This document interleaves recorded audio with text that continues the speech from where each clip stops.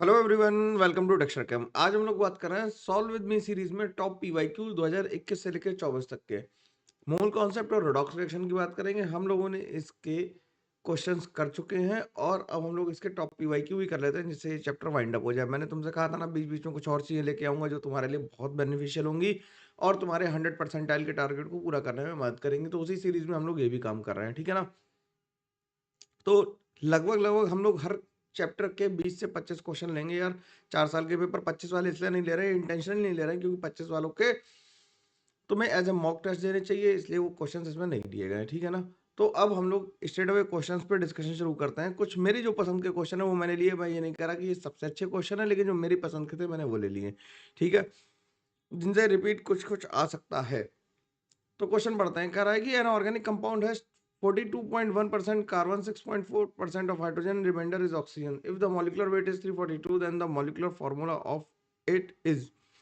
अब देखो, इस तरह के सवाल काफी सारे आते रहते हैं जो इंपेरिकल फार्मूला निकालते हैं। इसमें कई बार सवाल देता है कि परसेंटेज ऑफ कार्बन निकालने के लिए कह देता है, तो मैं CO2 निकालनी होगी पीओसी, प्रैक्टिकल ऑर्गेनिक केमिस्ट्री वाले तरीके से। तो इसमें अगर 342 मोलर मास चेक करो, अगर 342 मोलर मास चेक करो तो तुम्हें ये पता है कि C12H22O11 का मोलर मास जो होता है वो 342 होता है। ये सुक्रोज जैसा लग रहा है देखने में, लग रहा है कि नहीं? तो आंसर तो तुम एक बार में मार्क कर सकते हो बिना कुछ करे, लेकिन मैं इसे सॉल्व करके दिखाता हूं तुम्हें। आंसर तो तुम बिना कुछ करे ही सॉल्व कर देते हैं। तो परसेंटेज ऑफ कार्बन हमें दिया हुआ है, कितना है? 42.1%। परसेंटेज ऑफ हाइड्रोजन हमें दिया हुआ है कितना? 6.4%। तो परसेंटेज ऑफ ऑक्सीजन कितना आ गया? 100 माइनस 42.1 प्लस 6.4। तो इससे आ गया कितना? ये आ गया 100 माइनस 48.5, यानी कि ये आ गया 51.5%। अब हम लोग क्या करते हैं, अपनी टेबल बना लेते हैं। टेबल में क्या लिखते हैं हम लोग? यहाँ पे लिखते हैं एलिमेंट, यहाँ पे लिखते हैं एटॉमिक मास। ये टेबल तो याद ही है सबको, ठीक है, ये बहुत जरूरी है। एटॉमिक मास, फिर उसके बाद लिखते हैं परसेंटेज। यहाँ पे लिख लेते हैं क्या? Effective number of atoms.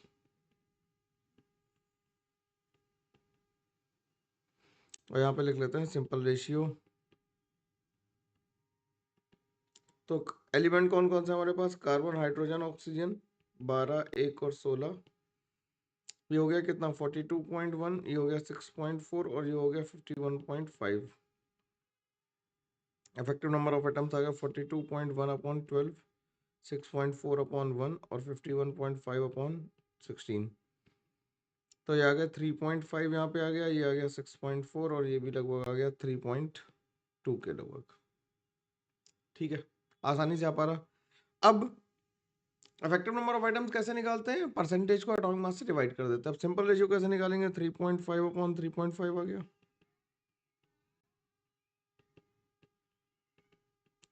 तो ये अप्रोक्सीमेटली 1 पॉइंट कितना आया? अच्छा, 3.5 अपॉन 3 पॉइंट वो करेंगे ना, 3.5 अपॉन 3.2 करेंगे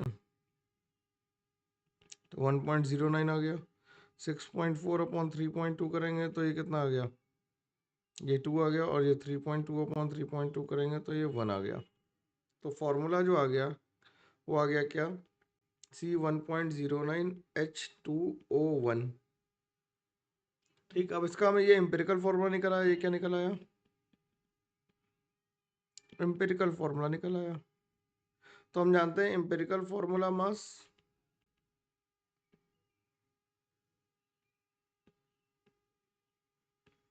into N is equal to molar मास।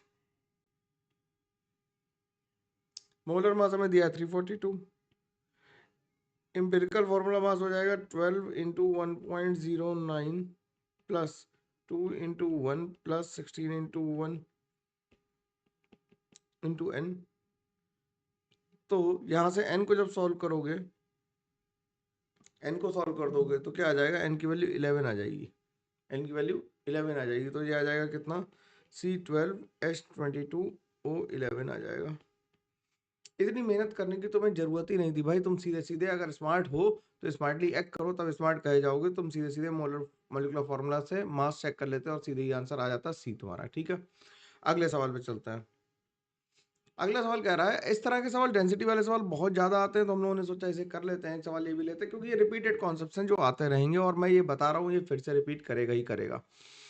क्या कह रहा है, the density of x molar solution, ठीक है, of NaOH is 1.12 gram per ml, ठीक है, while in molality the concentration of solution is 3 molar, the x is, तो हमें मोलैलिटी गिवन है और हमें क्या निकालनी है, डेंसिटी गिवन है, मोलैलिटी निकालनी है। तो हमें गिवन क्या है यार, डेंसिटी गिवन है, डेंसिटी कितनी आ गई 1.12 ग्राम पर ml, ठीक, और हमें मोलैलिटी गिवन है, मोलैलिटी है 3 मोलर, 3 मोलर मोलैलिटी है, तो क्या लिख देंगे, number of moles of solute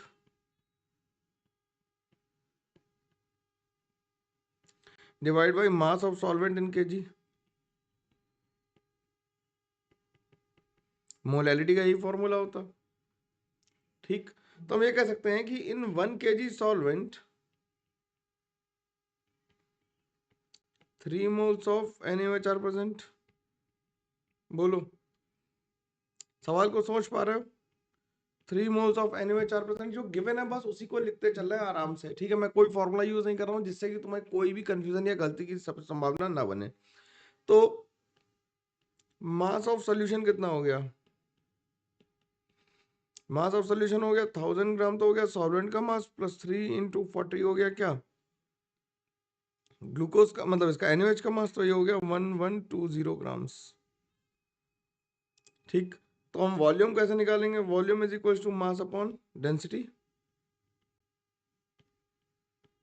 हमें वॉल्यूम क्यों निकालना पड़ रहा है यार, हमें वॉल्यूम इसलिए निकालना पड़ रहा है क्योंकि हमें मोलैरिटी निकालनी है, और मोलैरिटी होती है नंबर ऑफ मोल्स, तो हमें पता है 3 है, लेकिन हमें वॉल्यूम नहीं पता, तो डेंसिटी से हम क्या निकाल लेंगे, हम वॉल्यूम निकाल लेंगे। तो ये 1120 अपॉन 1.12 आ गया, तो ये कितना आ गया, 1000 ml आ गया। तो मोलैरिटी कितनी आ गई, मोलैरिटी भी 3 मोलर आ गई, मोलैरिटी भी कितनी आ गई, 3/1 आ गई, यानी 3 मोलर आ गई। तो आंसर क्या हो गया, आंसर अपना 3 आ गया, ठीक है। आराम से लगाओ, तसल्ली से सवाल, खूब प्रेम से लग जाएगा, कोई इसमें मुश्किल नहीं आएगी, बहुत अच्छे नंबर सेलेक्ट करके दिए गए। अगला सवाल क्या कह रहा है, अगला सवाल कह रहा है, only 2 ml of KMnO4 solution of unknown molarity is required to reach the end point of a titration of oxalic acid in acidic medium। अब ये स्टैंडर्ड रिएक्शन है ऑक्सैलिक एसिड की KMnO4 के साथ, KMnO4 plus H2C2O4 plus H2SO4 gives K2SO4 plus MnSO4 plus CO2 plus H2O। एक तरीका ये है कि हम मोल कॉन्सेप्ट से करें और रिएक्शन को बैलेंस कर दें, लेकिन हम लोग रेडॉक्स रिएक्शन कर रहे हैं, तो हम लोग डायरेक्ट एन फैक्टर की मदद से इसे करने की कोशिश करेंगे, ठीक है। हम लोग इसे एन फैक्टर की मदद से करने की कोशिश करेंगे। तो एन फैक्टर अगर देखें तो इसका ऑक्सीडेशन स्टेट +7 है, इसकी +3 है, यहाँ पे +2 और यहाँ पे +4 है।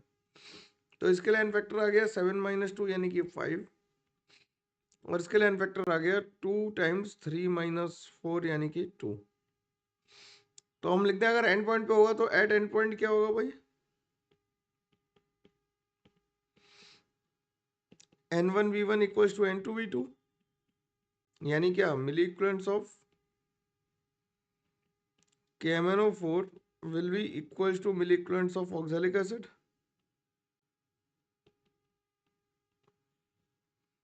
होगा कि नहीं होगा, एंड पॉइंट पे तो ही होगा, मिली इक्विवेलेंट्स बराबर होगा। अब कितने हैं, KMnO4 का 2 ml लिया है, और अननोन मोलैरिटी है, एन फैक्टर इसका 5 है, मोलैरिटी m हो गई, और इसके मिली इक्विवेलेंट्स हो गए 20 ml लिए हैं, 2 मोलर लिया, और एन फैक्टर 2 है, तो m की वैल्यू कितनी आ गई, 8 मोलर आ गई, और आंसर हमने यहाँ पे 8 लिख दिया, खत्म हुआ सवाल, ठीक है। अगर नॉर्मेलिटी पूछता तो एन फैक्टर हटा देते तो आंसर बदल जाता, ठीक, सही है। आराम से हो पा रहा है, रेडॉक्स टाइट्रेशन का एक सुंदर सा छोटा सा क्वेश्चन जो 2024 में पूछा गया, ठीक। अगले सवाल पे चलता है। अगला सवाल क्या कर रहा है, इसकी भी सेल्फ अटेम्प्ट शीट दूंगा जो तुम्हें अपने आप अटेम्प्ट करनी है ना, चीजों को ऑर्गेनाइज करके दे रहा हूं जिससे तुम्हें हैसल बिल्कुल ना भी हो, ठीक है ना।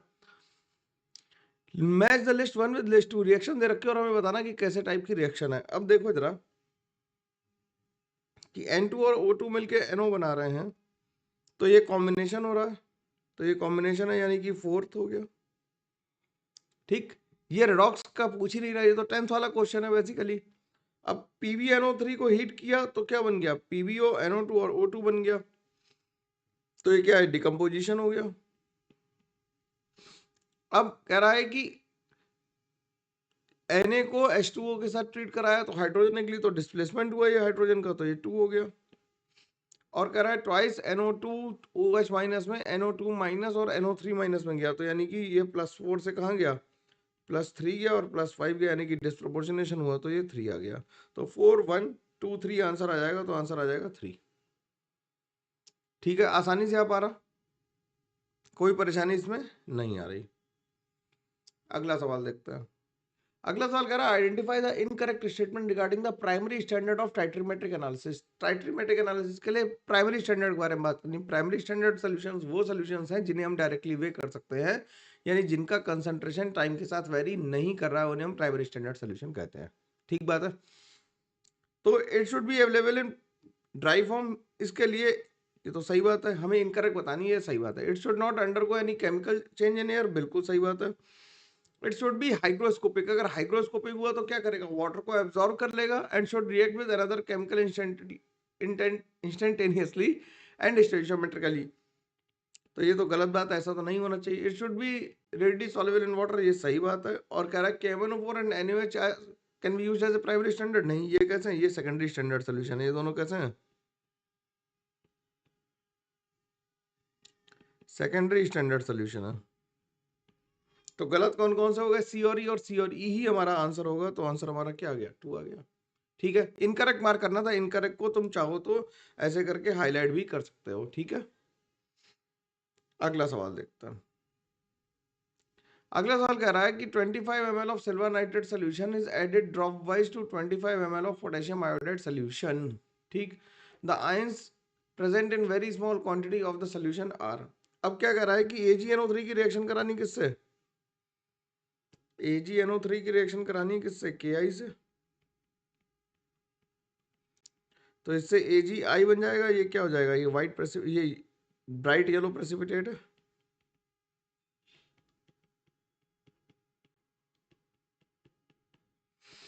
प्लस KNO3 बनेगा।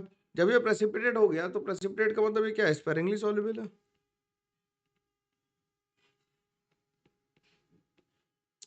स्पेरिंगली सॉल्युबल है यानी कि इनकी सॉल्युबिलिटी बहुत कम होगी, तो Ag प्लस और I माइनस दोनों ही आयंस बहुत कम निकलेंगे किसमें, सोल्यूशन में, क्योंकि ये स्पेरिंगली सॉल्युबल था और स्पेरिंगली सॉल्युबल के केस में Ag प्लस और I माइनस का कंसंट्रेशन बहुत कम ही आ पाएगा, तो आंसर हमारा डी हो जाएगा। ठीक है ना, बात समझ में आ रही है।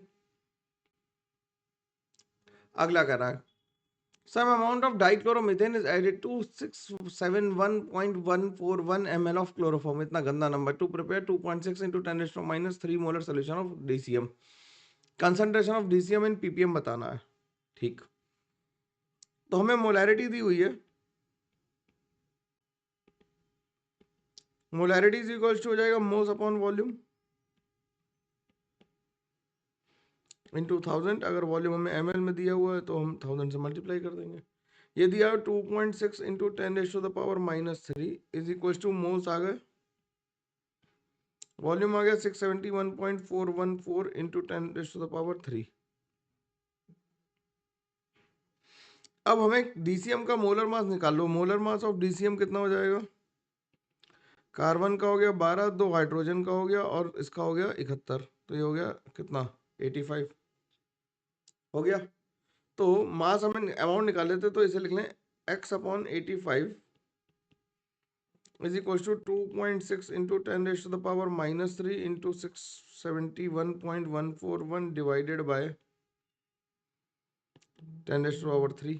तो x की वैल्यू यहाँ से, अरे भाई साहब बहुत ही गंदा नंबर आ रहा है, इसे सॉल्व करना ही पड़ेगा, लेकिन हम लोग कुछ और कर नहीं सकते है ना।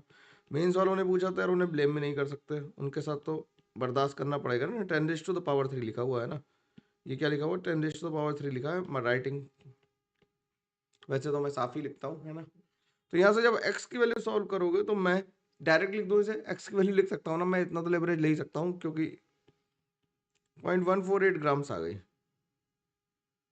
अब हमें इसे पीपीएम में एक्सप्रेस करना है, तो पीपीएम में कैसे एक्सप्रेस करते हैं? पीपीएम कैसा आ जाएगा? 0.148 ग्राम्स थे इन कितने थे? हमसे क्या कह रहा है कि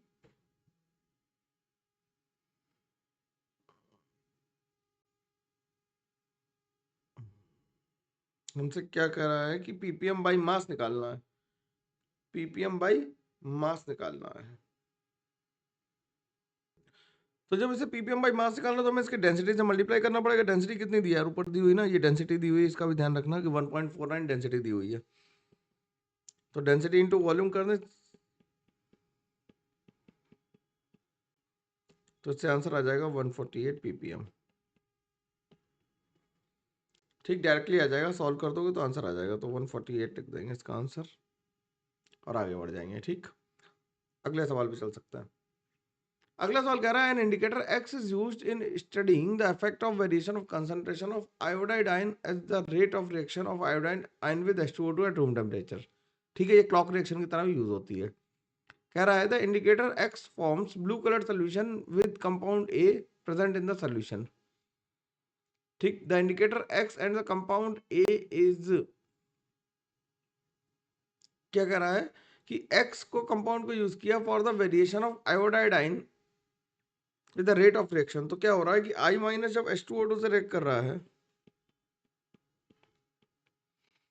तो बना दे रहा है H2O प्लस I2, और I2 स्टार्च के साथ क्या देता है? ब्लू सोल्यूशन देता है। तो ए तो आ गया किसके?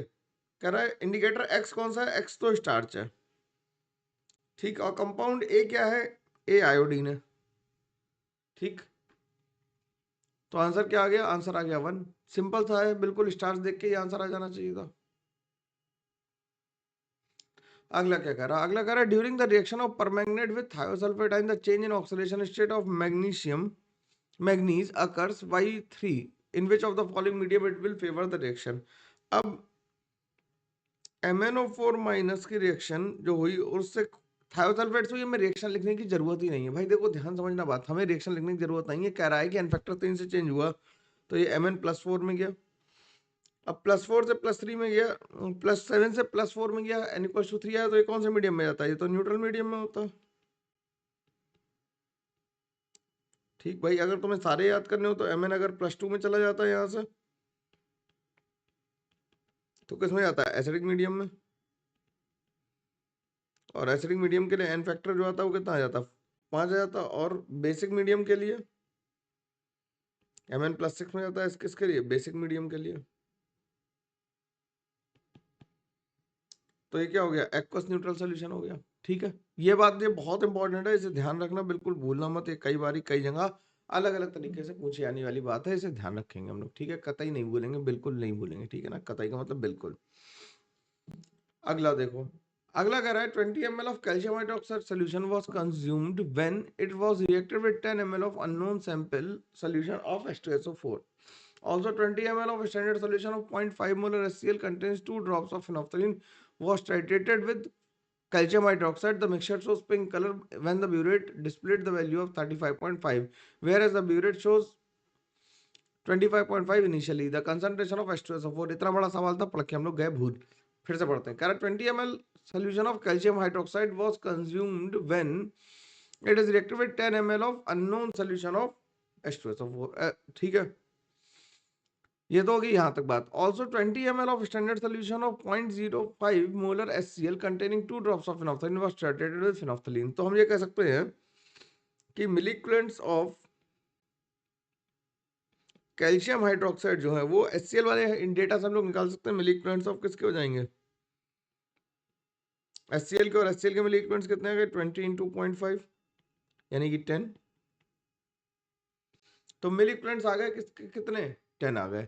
अब कह रहा है कि ब्यूरेट ने 35.5 रीडिंग शो कर रहा था जब ये टाइट्रेशन कंप्लीट हुआ, और 25.5 पहले से आता। तो चेंज इन वॉल्यूम कितना आ गया? चेंज इन वॉल्यूम कितना आ गया? चेंज इन वॉल्यूम जो आया वो आ गया कितना? 35.5 माइनस 25.5, यानी कि 10 ml का आ गया चेंज, आ गया। तो एन फैक्टर कैल्शियम हाइड्रोक्साइड के लिए कितना है? 2 है। तो हमें वॉल्यूम निकल आया, तो मिली इक्विवेलेंट्स को बराबर कर दें, तो 10 into 2 into molarity is equal to आ जाएगा 10। तो m की वैल्यू आ गई 0.5 मोलर। ठीक। अब ये कह रहा है कि 20 ml ऑफ 0.5 मोलर। अब हमें कैल्शियम हाइड्रोक्साइड की मोलैरिटी निकल आई। ये क्या गई? ये मोलैरिटी ऑफ किसकी है? इसे ऐसा लिख दो, मोलैरिटी ऑफ कैल्शियम हाइड्रोक्साइड है। और हमें इसे H2SO4 साथ ट्रीट करना है, तो मिली इक्विवेलेंट्स ऑफ किसके बराबर हो जाएंगे? Milliequivalents of calcium hydroxide is equal to milliequivalents of किसके? H2SO4 के। तो इसके हो गए कितने ml लिए थे? 20 ml लिए, एन फैक्टर 2 है और वॉल्यूम मोलैरिटी हो गई 0.5। H2SO4 के कितने लिए? 10 ml लिए, मोलैरिटी m हो गई और ये 2 हो गया। 2 से 2 कैंसिल हो गया, इससे ये कैंसिल हो गया, तो मोलैरिटी इसकी आ गई 1 मोलर। और ये मोलैरिटी किसकी आई बच्चा इस बार ये मोलैरिटी आई H2SO4 की। तो बड़ा सवाल था, लेकिन पकड़ना कहाँ से था? जहां से हमें कुछ डेटा गिवन हो। कहाँ हमें डेटा गिवन था? हमें डेटा गिवन था HCl वाले सवाल से। तो हमने पहले मिली इक्विवेलेंट्स HCl के बराबर किए, जिससे कैल्शियम की हमने क्या निकाल दी? कैल्शियम हाइड्रोक्साइड का हमने निकाल दी क्या? मोलैरिटी। और कैल्शियम हाइड्रोक्साइड की मोलैरिटी आने के बाद हमने H2SO4 में दोबारा वैल्यू पुट कर दी, और दोबारा वैल्यू पुट करके क्या निकाल दी? मोलैरिटी ऑफ H2SO4 निकाल दी। बात समझ में आनी चाहिए, एकदम बेहतरीन तरीके से अच्छे से समझ में आनी चाहिए। ठीक, अगला सवाल देखते हैं। अगला सवाल कह रहा है, consider the following reaction, the amount of HNO3 required to produce 110 grams of KNO3 कह रहा है। ठीक है, तो पहले रिएक्शन लिख लेते हैं। 4HNO3 plus 3KCl solid gives Cl2 gas plus NOCl gas. NOCl gas का नाम कौन सा रिएजेंट है? ये नाम बताना भाई कमेंट करके, अगर याद आ रहा हो तो। ठीक। अब मोलर मास ऑफ KNO3 कितना है?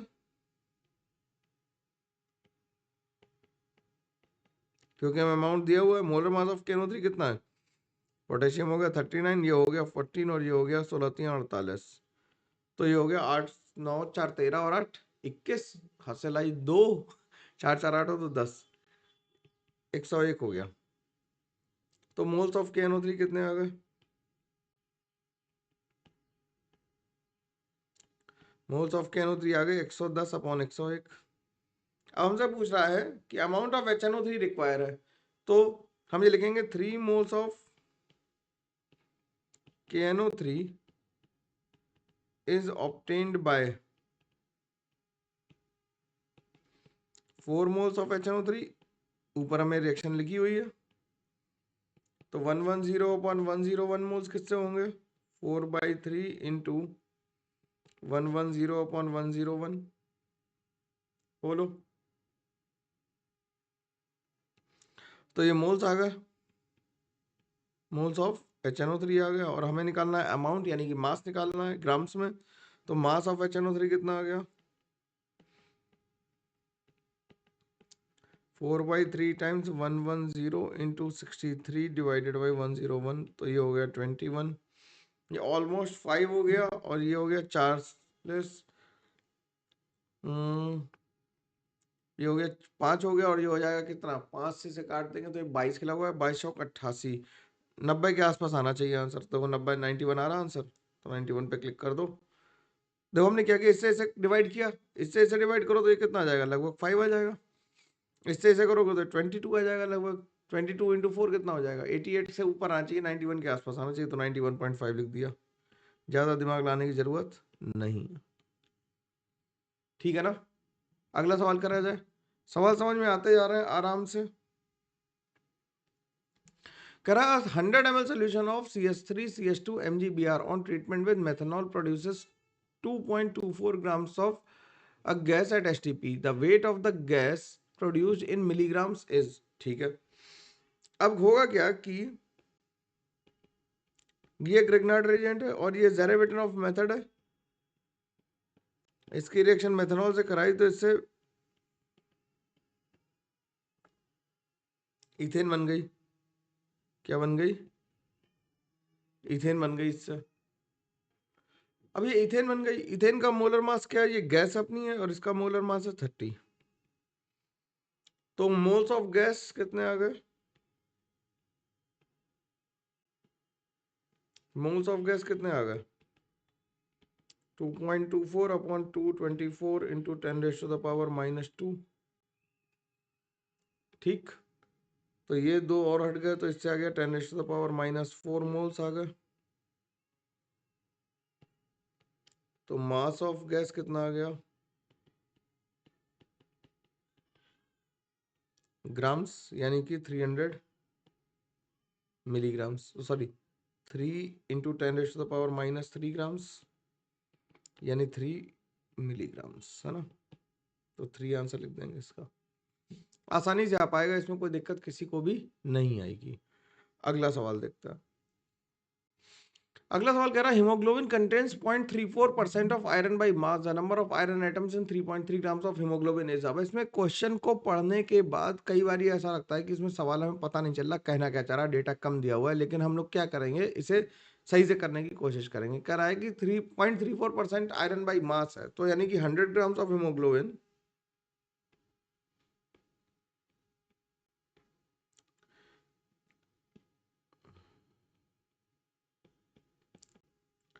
कंटेन्स, अगर हम लिखें तो लिख दें 0.3 ग्राम्स ऑफ आयरन। तो 3.3 ग्राम्स में कितना होगा आयरन, ये हो जाएगा 0.34 डिवाइडेड बाई 100 इंटू 3.3। ठीक, तो इसे सॉल्व कर दें अगर, तो ये आ जाएगा 0.01122 ग्राम्स। ठीक, ये इतना आयरन चाहिए हमें। अब हमसे कह रहा है कि नंबर ऑफ आयरन एटम्स चाहिए, तो मोल्स कितने हो गए, मोल्स ऑफ आयरन हो गए 1.1122 डिवाइडेड बाय, एक जीरो रह गया, 56, यानी कि 2 इंटू 10⁻⁻4 मोल्स हो गए। तो नंबर ऑफ आयरन एटम्स कितने आ गए, नंबर ऑफ आयरन एटम्स जो आ गए वो कितने आ गए, वो आ गए 2 into 10⁻⁻4 into 6.023 into 10⁻23।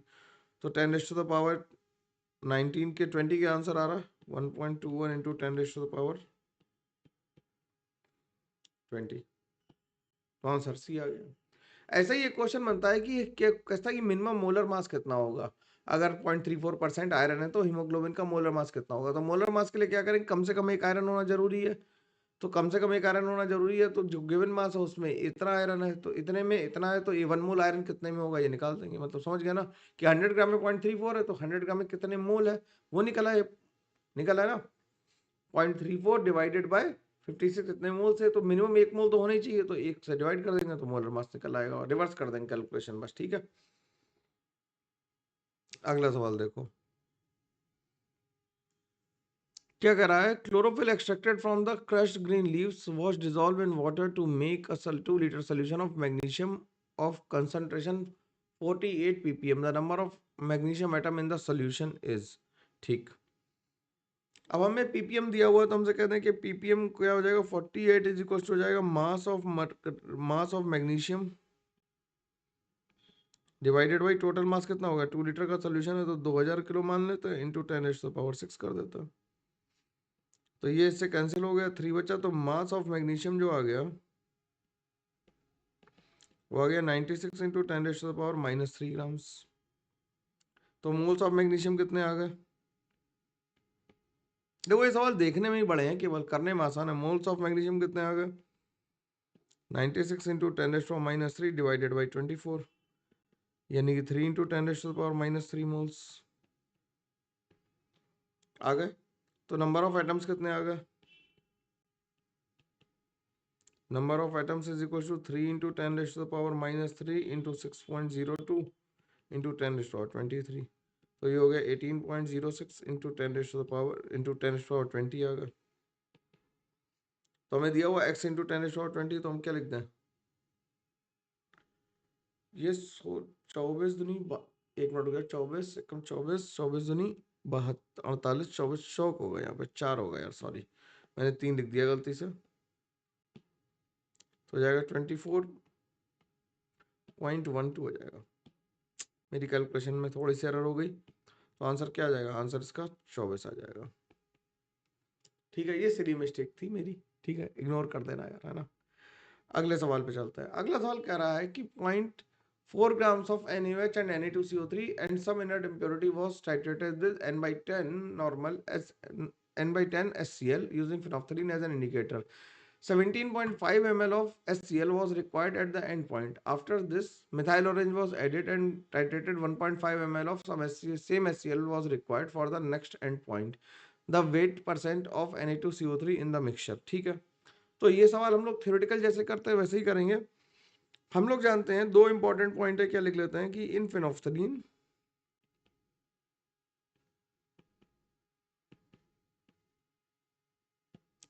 Na2CO3 gets titrated up to only its half equivalents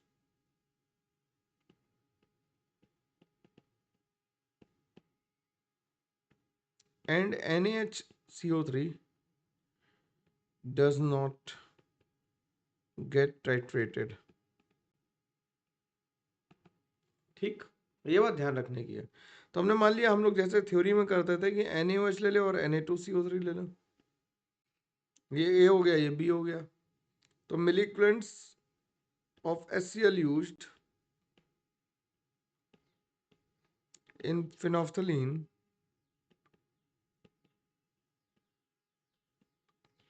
will be equal to कितना होंगे, NaOH पूरा टाइट्रेट हो गया और ये आधा टाइट्रेट हो गया,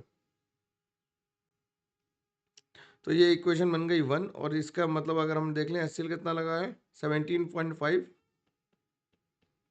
इंटू 1/10, n/10 का मतलब 1/10 है, तो a प्लस b/2 की वैल्यू आ गई बेसिकली 1.75।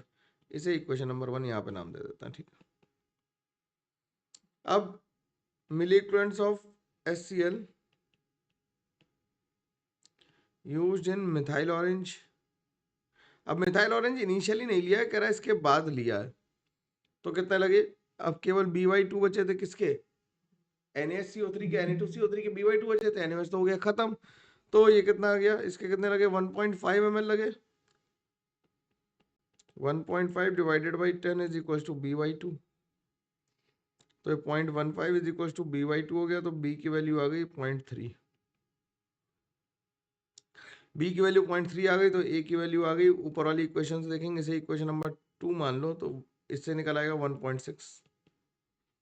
हमें निकालना क्या है, हमें निकालना है the wait percentage of Na2CO3, तो W of Na2CO3 will be equal to, formula क्या होता है EnV/1000, E की वैल्यू हो गई 53, ये हो गया 0.3/1000, ये हो गया 0.0159 ग्राम्स। तो वेट परसेंट निकालना था, परसेंटेज बाय वेट,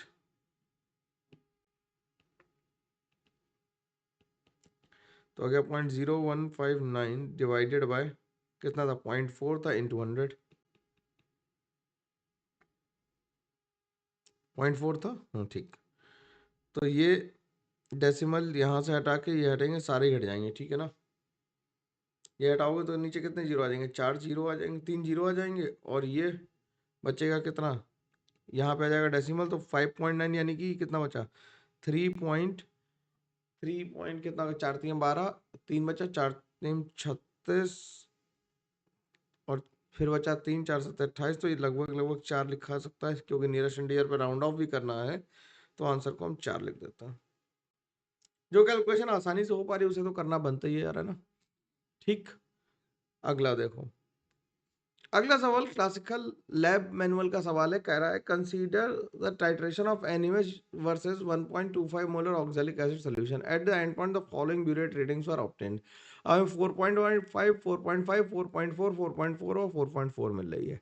जब हम ये कहते हैं कि हम टाइट्रेशन करते हैं तो हमें कॉन्करेंट रीडिंग चाहिए होती है। कैसी रीडिंग चाहिए होती है, हमें कॉन्करेंट रीडिंग चाहिए होती है, कितनी, कम से कम 3। तो कॉन्करेंट रीडिंग आ रही 4.54 ml, तो वॉल्यूम ऑफ NaOH कितना आ गया? वॉल्यूम ऑफ NaOH आ गया 4.4 ml। अब क्या कर रहा है कि हमें ऑक्सैलिक एसिड दिया हुआ है और मोलैरिटी ऑफ NaOH पूछी गई, तो हम क्या लिखते हैं, मिलीक्वेंट्स of H2C2O4 will be equal to milligrams of NaOH। तो इसका 10 ml लिया, 1.25 इसका मोलैरिटी थी और इनका एन फैक्टर कितना आ गया 2, दैट इज इक्वल टू 4.4, इसका एन फैक्टर 1 है इंटू मोलैरिटी। तो ये आ गया 20 और ये आ गया कितना 25 is equal to 4.4 into molarity. तो मोलैरिटी की वैल्यू आ गई 25/4.4 यानी 5.68 और राउंड ऑफ कर देंगे तो आंसर आ जाएगा 6। ठीक है, आसानी से निकल पाएगा, कोई इसमें समस्या किसी को नहीं आनी चाहिए, किसी को भी नहीं आनी चाहिए मतलब नहीं आनी चाहिए, सिंपल है बिल्कुल, है ना, सवाल आसानी से किया जा सकता है। अगले सवाल पे चलते हैं। नेक्स्ट क्वेश्चन क्या कर रहा है, नेक्स्ट क्वेश्चन कह रहा है 100 ml of Na3PO4 solution containing 3.45 grams of sodium, the molarity of the solution is. अब सिंपल सवाल है, देखो जरा, तो मोलैरिटी, ये अब मोलैरिटी लिख देते हैं, मोलैरिटी ऑफ Na प्लस कितनी दे रखी है, Na प्लस का ग्राम वेट है 3.45 अपॉन मोलर मास हो गया 23 इंटू वॉल्यूम दे रखा 100 ml इंटू 1000, तो ये आ गया 1.5 मोलर। देखो ओरली सवाल को करा सकता है ना। तो Na3PO4 को जब हम लोग तोड़ेंगे तो कैसे टूटेगा, 3Na plus plus PO4 3 minus. अगर ये 1.5 मोलर है तो ये कितना होगा, ये 0.5 मोलर होगा क्योंकि 1:3 की स्टोइचियोमेट्री है। तो मोल्स कितने आ जाएंगे, 50 इंटू 10⁻⁻² मोल पर लीटर आ जाएंगे। तो आंसर कितना आ जाएगा, आंसर 50 आ जाएगा। ठीक, अगला सवाल देखो। अगला सवाल कह रहा है HOCl plus H2O2 gives H3O plus plus Cl minus plus O2। I2 H2O2 के साथ रिएक्शन करके I माइनस H2 और O2 बना रहा है। कह रहा है कि हमें करेक्ट स्टेटमेंट बताने हैं। कह रहा है H2O2 act as oxidising and reducing agent respectively in 1 and 2। अगर इसकी ऑक्सीडेशन नंबर +1 है और यहाँ पे ये -1 में है तो HOCl जो है वो ऑक्सीडाइजिंग एजेंट है। अगर ये ऑक्सीडाइजिंग एजेंट है तो H2O2 क्या है, रिड्यूसिंग एजेंट है कि नहीं। अब इसमें देखो ये 0 से कहाँ गया, 0 से -1 गया, 0 से -1 गया तो इसमें भी क्या होगा, इसमें भी I2 क्या होगी, ऑक्सीडाइजिंग एजेंट होगी। I2 क्या होगी, ऑक्सीडाइजिंग एजेंट होगी। और H2O2 कैसा होगा, रिड्यूसिंग एजेंट होगा। ऐसे देखो तो -1 से कहाँ चला गया, -2 चला गया है। ठीक है, ऑक्सीजन को देख लोगे तो गलत आंसर करोगे, तो दोनों ही केस में कैसा है, रिड्यूसिंग एजेंट की तरह बिहेव कर रहा है। अगला सवाल देखते हैं। अगला सवाल कह रहा है the reaction of sulphur in एल्काइन medium is given below, what is the value of A. तो हमें रिएक्शन बैलेंस करनी है, ये देखते हैं कैसे बैलेंस करेंगे। तो लिखा है S8 प्लस OH माइनस, मैं ऐसे लिख लेता हूँ H2 माइनस H2O3 माइनस 2 और वाटर। ठीक है, अब इसे बैलेंस करना है। अब बैलेंस करने के लिए क्या करो, ये डिस्प्रोपोर्शनेशन रिएक्शन है, 0 से -2 गया और 0 से कहाँ गया, +2 गया। ठीक, तो पहले लिखते हैं रिडक्शन हाफ से लिख लेते हैं।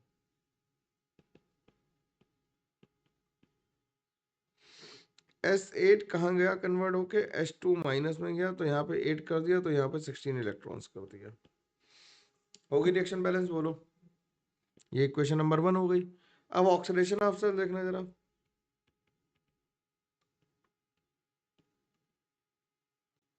ऑक्सीडेशन ऑफ सेल में क्या हुआ, एसिड कन्वर्ट हुआ किसमें, H2O3 2 माइनस में, तो यहाँ पे 4 कर दिया। यहाँ पे वाटर बैलेंस करना, ऑक्सीजन बैलेंस करना है तो यहाँ पे 12 पानी लिख दिया। तो H प्लस कम होगा तो यहाँ पे 24 H प्लस लिख दिया। रिएक्शन बेसिक मीडियम में हो रही थी तो 24 OH माइनस लिख दिया और इधर भी 24 OH माइनस लिख दिया।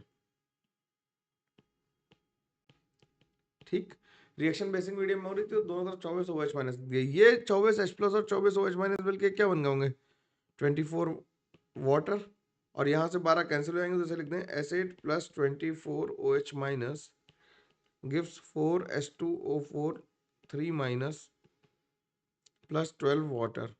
अब यहाँ पे कितना 24 और यहाँ पे 8 चार्ज है, तो यहाँ पे -16 और इलेक्ट्रॉन ऐड कर दो। ये क्वेश्चन नंबर 2 हो गई। तो ओवरऑल जो रिएक्शन बनी वो हमारी बन गई क्या, 2s8 + 24OH minus gives you 4s2O3 2 minus plus 8s2 minus plus 12s2O। 2 से डिवाइड कर दो तो बन गया s8 + 12OH minus gives 2s2O3 2 minus plus 4s2 minus plus 6s2O। सब कुछ बैलेंस हो गया। हमसे ए की वैल्यू पूछिए, ए की वैल्यू कितनी आ जाएगी, 12 आ जाएगी। ए की वैल्यू OH का कोफिशिएंट था, तो एक OH कोफिशिएंट कितना आ गया, 12 आ गया। ठीक है, रिएक्शन को बैलेंस करना आ रहा है। रिडक्शन ऑफ सेल और ऑक्सीडेशन ऑफ सेल दोनों से मिलके किया। ऑक्सीडेशन ऑफ सेल में क्या किया, पहले सल्फर बैलेंस किए, फिर ऑक्सीजन बैलेंस करने के लिए वाटर ऐड किए। जब वाटर ऐड हो गए तो हाइड्रोजन आ गया, हाइड्रोजन के लिए H+ ऐड किए। और क्योंकि रिएक्शन बेसिक मीडियम में हो रही थी तो जितने H+ ऐड किए उतने ही OH- भी ऐड कर दिए। ठीक है, ये क्लियर हो गई यहां तक बात। अगले सवाल पे चलता है। अगला कह रहा था exact volume of 1 molar NaOH required to neutralise 50 ml of H3PO3 solution and 100 ml of H3PO2 solution. ठीक है, तो H3PO3 के लिए हमारे पास जो एन फैक्टर है वो कितना है, एन फैक्टर है 2, और H3PO2 के लिए जो एन फैक्टर है 1 है। ठीक, तो N1V1 = N2V2 इसके लिए लगा दो। तो इसका कितना है, 50 ml लिया, 1 मोलर लिया, एन फैक्टर कितना है 2 = एन फैक्टर 1 हो गया, NaOH की मोलैरिटी हो गई, और वॉल्यूम कितना लगा V। तो V की वैल्यू आ गई 100 ml। इसके लिए देखो क्या हो गया, इसके लिए भी N1V1 = N2V2 कर दो। तो इसका हो गया 100 × 2 × 1 = 1 × मोलर × वॉल्यूम। तो इसका हो गया 200 ml।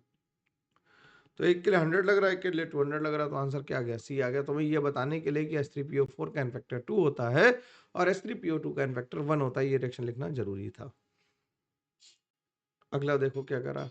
अगला करा है 15 ml of solution of Fe2+ in acidic medium completely reacts with 20 ml of 0.03 molar Cr2O7, the molarity of Fe2+ is।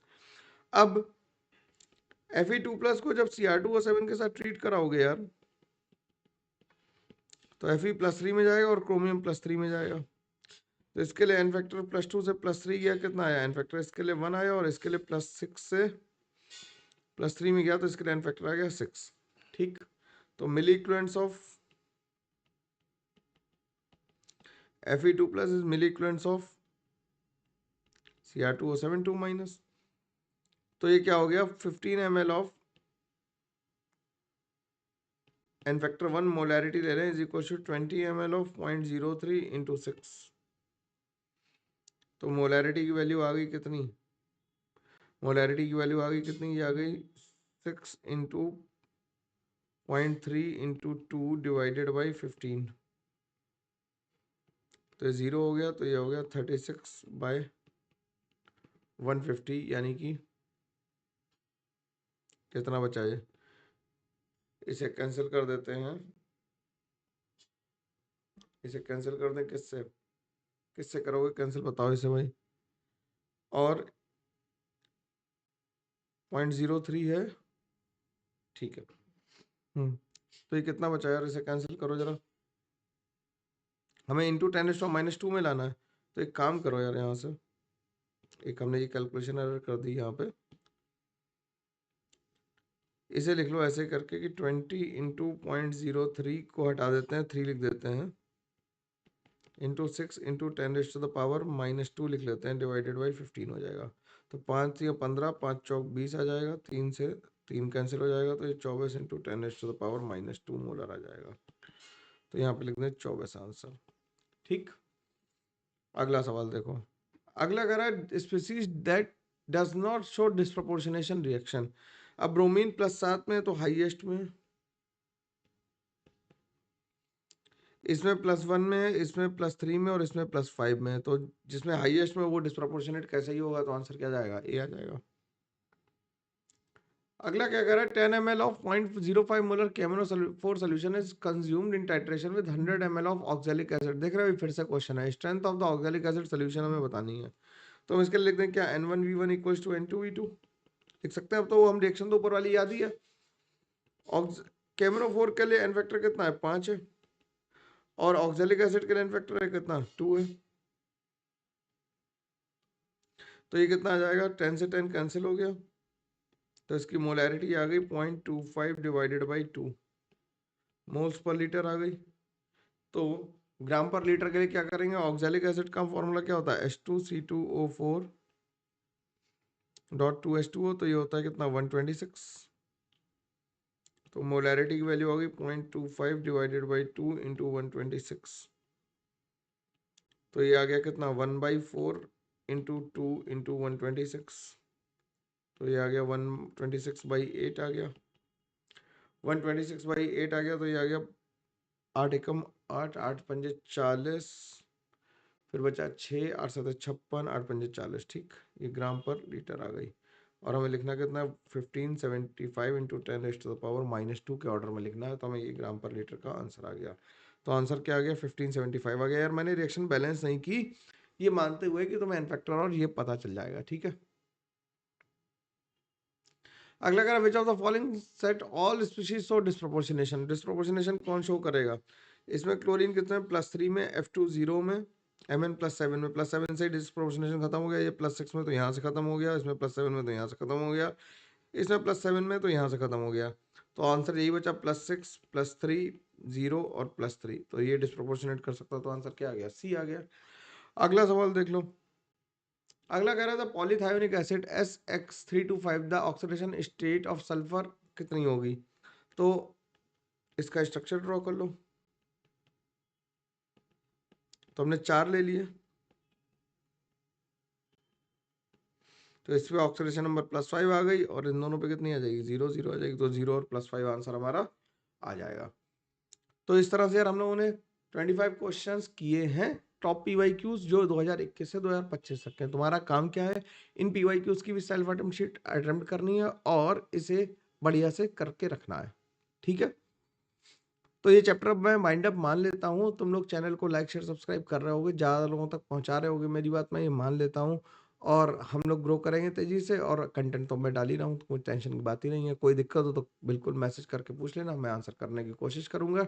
Telegram कर देना, रेडिट कर देना, जहाँ पे भी मिल सकते हो वहाँ पे मिलना। मिलते हैं अगली क्लास में, तब तक के लिए thank you very much, take care, bye bye.